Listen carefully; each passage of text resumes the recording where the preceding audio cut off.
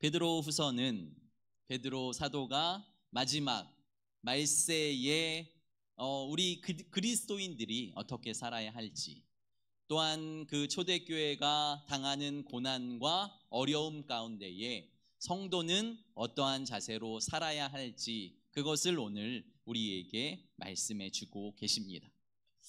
성도는 특별히 초대교회의 성도는 세상에서 그리스도인으로 성도의 직분을 가지고 살아가기 위해 신앙을 지키기 위해 박해를 받기도 하고 고난을 받기도 하고 어려움을 당하기도 합니다. 그때마다 우리가 생각해야 할 것은 무엇이냐면 하나님의 말씀임을 잊지 말아라 라고 주님께서 오늘 우리에게 말씀하고 계신 것입니다. 1절 말씀 같이 한번 읽어보겠습니다. 시작.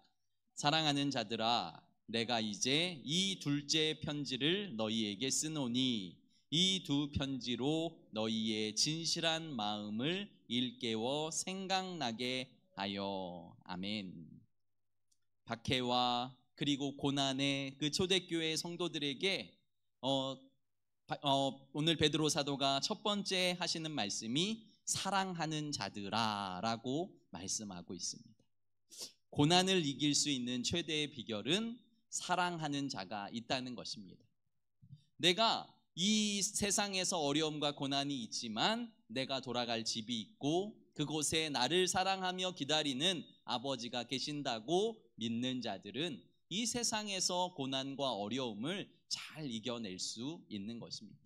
타지에서 혹은 유학을 가서 정말 어렵고 힘들게 공부하며 여러 가지 일을 감당하는 사람들이 있는데 그 사람들의 소망은 다시 고국에 돌아와서 그 기다리며 나를 사랑해 주시는 가족들과 함께 평안하게 아름다운 삶을 살아가게 가는 것이 그들의 소망인 것처럼 오늘 주님께서도 우리에게 그러한 소망을 품으라 라고 말씀하고 있습니다.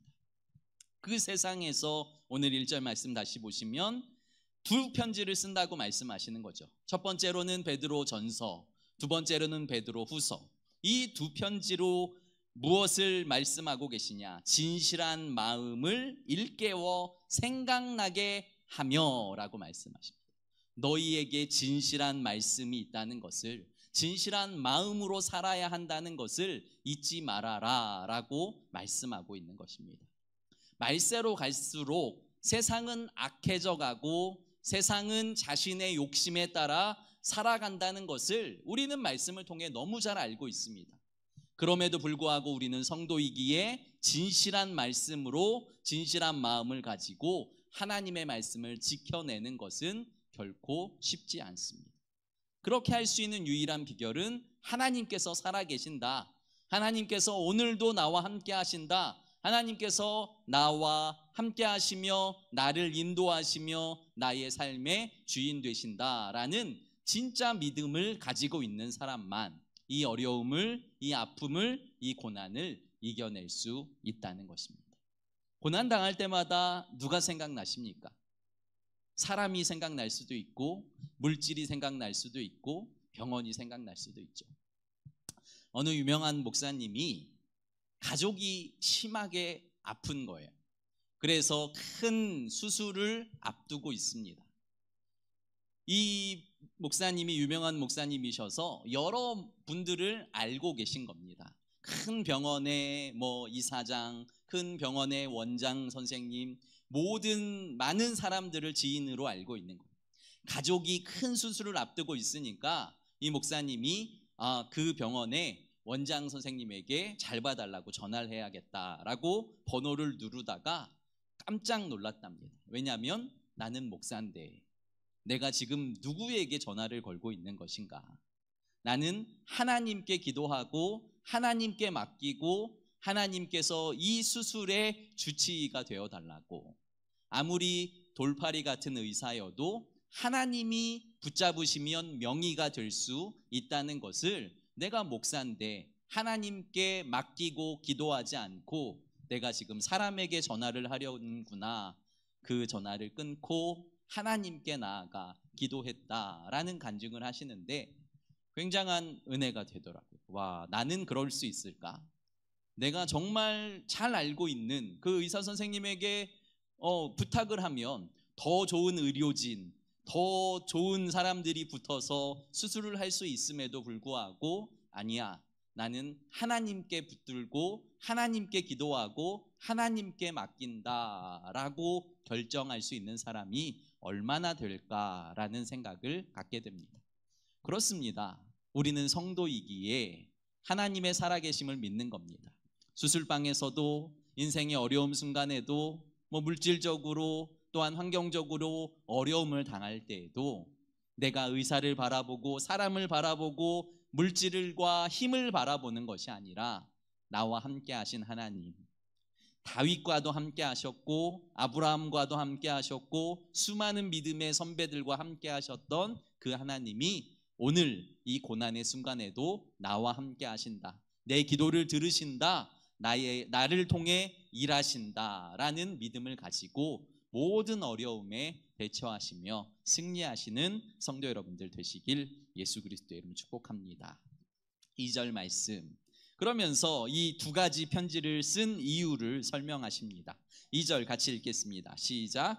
곧 거룩하신 선지자들이 예언한 말씀과 주 되신 주께서 너희로 말미암아 명하신 것을 기억하게 하려 하노라. 아멘. 두 가지를 기억하게 하라고 하시는데요, 거룩한 선지자들의 예언의 말씀, 선지자들의 예언의 말씀은 무엇입니까? 구약을 가리키는 것입니다.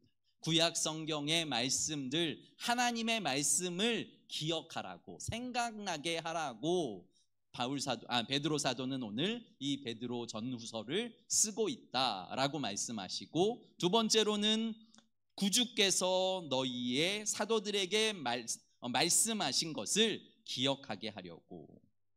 예수님의 말씀이니까요, 신약 성경입니다. 그러니까 구약의 말씀과 신약의 말씀들을 너희에게 기억나게 하려고. 지금 초대교회는 로마의 박해와 주위 사람들의 박해와 또한 여러 가지 비난에 의해서 고난을 당하고 있지만, 그 고난의 때에 하나님의 말씀이 생각나고 예수 그리스도의 말씀이 나서 기억되어서 그 말씀으로 진실한 성도의 삶을 살아갈 수 있도록 내가 이 말씀을 기록하고 있다라고 베드로 사도가 오늘 초대교회 성도들에게 또한 우리에게 말씀하고 계신 것입니다. 우리가 고난당할 때마다, 어려움 당할 때마다 주님, 가장 먼저 생각나는 것이 말씀이 되게 하시고 주님이 되게 해주십시오라고 오늘 우리가 기도해야 될 이유입니다. 그러면서 이렇게 말합니다. 3절, 4절, 5절 말씀 제가 읽어드릴게요. 먼저 이것을 알지니 말세에 조롱하는 자들이 와서 자기의 정욕을 따라 행하며 조롱하여 이르되 주께서 강림하신다는 약속이 어디 있느냐? 조상들이 잔후로부터 만물이 처음 창조된 때와 같이 그냥 있다 하니 이는 하늘이 옛적부터 있는 것과 땅이 물에서 나와 물로 성립된 것도 하나님의 말씀으로 된 것을 그들이 일부러 잊으려 함이로다. 말세의 세상은 일부러 잊으려고 한다는 거예요. 무엇을? 예수 그리스도께서 다시 강림하신다는 그 약속의 말씀을 일부러 잊게 만드는 거죠. 아니야, 너희 주님은 다시 오시지 않는다. 이 세상이 끝이다. 또 다른 세상, 또 다른 영원한 하나님의 나라가 없다. 그러니까 이 세상에서 네 마음대로 해, 네 욕심대로 해, 네 뜻대로 행동해, 그것이 옳은 일이야 라고 말하지만 오늘 베드로 사도는 우리에게 말씀하십니다. 주님께서 다시 강림하시겠다고 약속하신 이 약속의 말씀을 잊지 말아라. 그래야 우리가 이 악한 세상에서 진실한 성도로 살아갈 수 있다라고 말씀하시는 거죠. 그리고 두 번째의 말씀은 심판이 있다는 것을 잊지 말라는 거예요. 5절 말씀 보시면 물이, 그러니까 땅의 물이 물로 성립된 것 외에, 그러니까 바뀐 것이 없다라는 거죠. 창조 후에 아무것도 바뀐 것이 없다, 심판이 없다라고 말하지만 노아의 물 심판을 기억해라 라고 오늘 베드로 사도가 우리에게 말씀하고 있는 것입니다. 6절 7절 같이 읽겠습니다. 시작. 이로 말미암아 그때의 세상은 물이 넘침으로 멸망하였으되 이제 하늘과 땅은 그 동일한 말씀으로 불사르기 위하여 보호하신 바 되어 경건하지 아니한 사람들의 심판과 멸망의 날까지 보존하여 두신 것이니라. 아멘. 기억해라. 뭐를 기억하랍니까? 노아의 홍수를 기억하라는 거예요. 6절. 물이 넘침으로 멸망했던 그 일을 기억해라 라고 말씀하고 있는 거죠. 야, 멸망도 없어. 주님의 다시 오심도 없어. 야, 죽으면 끝이야 라고 말하는 이 거짓 선지자들의 속삭임 가운데에 노아의 멸망, 노아의 심판을 기억하고 주님께서 또 다른 심판, 말씀으로 7절 말씀에 보시면 말씀으로 불사르기 위하여 보호하고 계신, 그러니까 마지막으로 불심판을 내리실 그날을 기억해라. 그 심판이 있다고 믿는 사람만 이 땅에서 진실하게 경건하게 살아갈 수 있다라고 말하는 것입니다. 어떤 사람이 심판을 당합니까? 7절 두 번째 줄에 보시면 경건하지 아니한 사람들의 심판과 멸망의 날까지 보존하여 두신 것이라 라고 말합니다. 경건하지 않은 사람, 하나님을 신뢰하지 않는 사람, 하나님의 말씀을 믿지 않는 사람, 하나님의 심판과 다시 오심을 인정하지 않는 그 경건하지 않은 세상에 속해 사는 사람들을 주님께서는 심판하실 것이다 라고 말씀하는 거죠. 초대교회 성도들은 예수님이 올라가시면서 내가 다시 올 거야 라고 말씀하셔서 자기들이 죽기 전에 오실 것이라는 상상을 했습니다. 그래서 우리가 죽기 전에 주님은 내년에, 후년에, 아니면 5년 후에, 10년 후에 계속 자기 때에 올 것이라고 생각했는데 주님이 오시지 않으니까 거짓 선지자들이 주님이 언제 오신다고 약속했냐? 야, 마지막은 없어. 심판은 없어 라고 지금 이야기하고 있는 것 같지만 8절 말씀, 베드로 사도가 왜 심판이 늦어지고 있냐, 왜 재림이 늦어지고 있냐 우리에게 분명히 말씀해 주고 있는 거예요.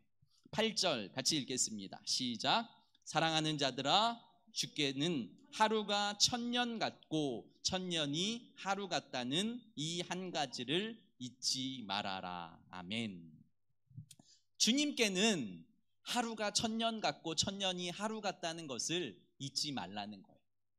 1000년의 시간이 지난 것 같은데 왜 안 오실까라고 말하는데 아직 주님께서는 주님의 때가 아닐 수 있다라는 것을 기억하고, 주님은 아직 멀었어, 오실 때가 아직 멀었어 라고 생각할 때에 1000년 후에 오실 것 같지만 하루 만에 오실 수, 도적같이 하루 만에 오실 수 있다는 것을 잊지 말아라 라고 말하며 9절 마지막 절 말씀입니다. 같이 읽겠습니다. 시작.